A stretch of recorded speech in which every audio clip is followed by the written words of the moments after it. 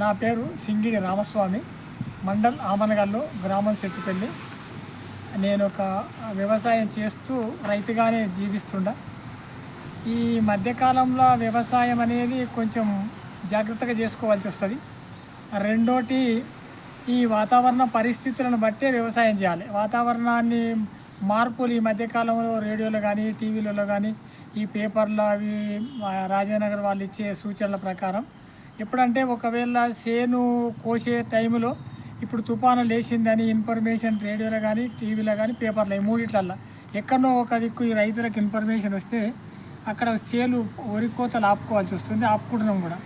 రెండోటి, మరీ కోసినప్పుడు కూడా అనుకోకుండా ఈ తుఫాను వస్తుంది అని కానీ, వర్షం వస్తుందని వీళ్ళు మంగళవారం, శుక్రవారం వీళ్ళు ఇన్ఫర్మేషన్ ఇస్తే ఎంబడే మళ్ళీ దాంట్లో మీద కవర్లు కప్పుకోవడమా, లేకుంటే ఎండపోసుకోవడమా, ఇవి కొద్దిగా రైతు జాగ్రత్త పడితే మరీ లాభపడకుండా, నష్టపోకుండా వ్యవసాయం చేసుకునే ఇది సాధ్యమవుతుంది. రెండోటి కూడా, ఇప్పుడు ఈ వాతావరణ ఆధారిత సూచనల ప్రకారం ఏమవుతుందంటే ఒక్కొక్కసారి మేము అన్నీ రెడీ చేసుకుంటాం, నీళ్ళు కట్టుకోవడానికి పొలాలకు. ఆ వర్షం వస్తుందని వీళ్ళు అనగానే ఆపుకోవాల్సి వస్తుంది. ఎందుకంటే బాగా ఖర్చు తగ్గుతుంది. ఎట్లా అంటే ఇప్పుడు ఇవన్నీ చేసుకొని మేము నీళ్ళు కట్టుకొని మళ్ళీ ఎంబడే వర్షం వస్తే అదొక భయంకరమైన నష్టం. ఎందుకంటే ఈ నీళ్ళు అయితే ఆ నీళ్ళు అయి పొలం బురద అయిపోతుంది. అట్లా కాకుండా దీన్ని గమనించి మేము ముందుకెళ్తున్నాం. కాబట్టి వ్యవసాయానికి కొద్దిగా ఉపశమనం అనేది కూడా వాస్తవాలు ఇవి. ఇక దానికోసం ఇంకోటి ఏమవుతుందంటే, ఈ మధ్యకాలంలో వర్షాలు ఒక్కొక్కసారి భయంకరంగా కురుస్తున్నాయి, ఒక్కోసారి కఠినమైన ఎండలు కూడా వస్తున్నాయి.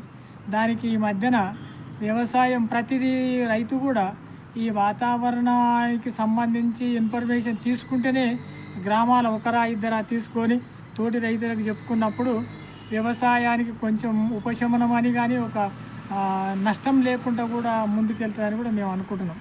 ఎందుకంటే పూర్వకాలం లేక అకాల వర్షాలు భయంకరంగా ఒక సిస్టమైన వర్షాలు లేవు. ఇప్పుడు వర్షాలు మొన్న చూడు, నవంబరు 3-4 తారీఖు వర్షం వచ్చింది. ఈ మధ్యన మే నెలల లాస్ట్కి వర్షాలు పడుతున్నాయి. అంటే మరి ఇక ఇంతకాలం 6 నెలలు భూమి మీద ఇట్లా వర్షం పడలేదు.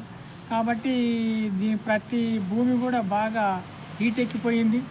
రెండోటి, చెట్లు కూడా, అడవి చెట్లు కంప్లీట్గా ఆకు రాలిపోయినాయి.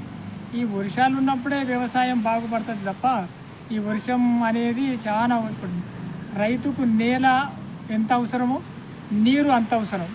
కాకపోతే ఈ మధ్యన ఏమైందంటే, ఈ వాతావరణ ఆఫీసు నుంచి ఎట్లుందంటే ప్రతి టైముకు వాళ్ళు ఇట్లా ఈ జిల్లాలో పడుతుందని కూడా ఈ మధ్యన చెప్పే టెక్నాలజీ వచ్చింది.